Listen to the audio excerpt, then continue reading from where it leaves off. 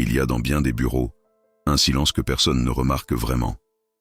Ce n'est pas le silence du travail bien fait, ni celui de la concentration.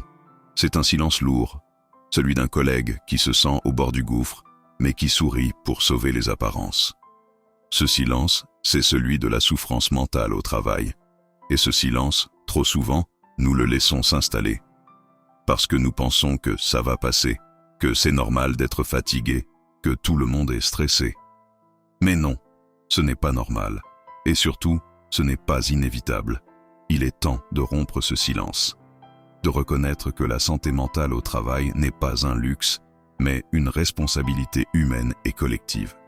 Nous vivons dans une époque où la performance est glorifiée, où l'on mesure la valeur d'une personne à sa productivité. Et dans cette course effrénée, nous avons oublié une chose essentielle. Nous ne sommes pas des machines. Chaque fois qu'un être humain s'épuise, qu'il craque, c'est un système entier qui faillit. Car la vraie réussite d'une entreprise ne se mesure pas seulement aux chiffres, mais à la qualité de vie de ceux qui la font vivre. Quand un employé se sent écouté, il s'épanouit. Et un être épanoui s'implique davantage au sein de l'entreprise.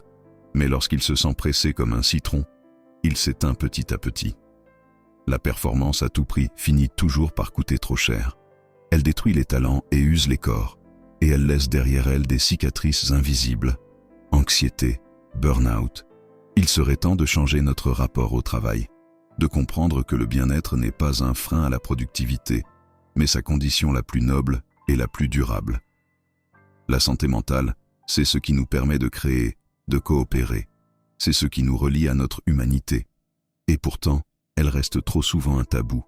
Combien d'entre nous oseraient dire à leur supérieur « Je ne vais pas bien ».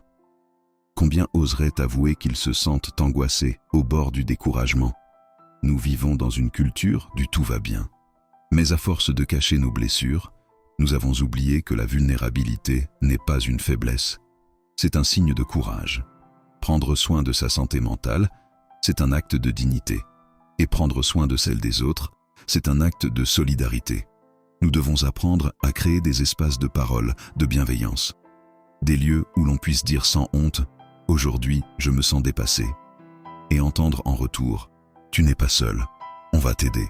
La santé mentale n'est pas seulement une affaire individuelle, c'est une affaire collective, une valeur de civilisation. Car une société qui néglige la santé mentale de ses travailleurs, c'est une société qui se coupe de sa propre humanité. Mais il ne suffit pas de constater le problème. Il faut agir. Et chacun d'entre nous a un rôle à jouer. Le collègue qui remarque le regard fatigué d'un autre. Le manager qui choisit d'écouter avant de juger. La santé mentale au travail n'est pas une politique qu'on affiche sur un mur. C'est une culture qu'on incarne au quotidien. C'est dire bonjour avec sincérité. C'est oser demander « Comment vas-tu » et vraiment écouter la réponse. C'est accorder une pause à quelqu'un qui en a besoin, sans le faire culpabiliser. C'est valoriser les efforts, pas seulement les résultats.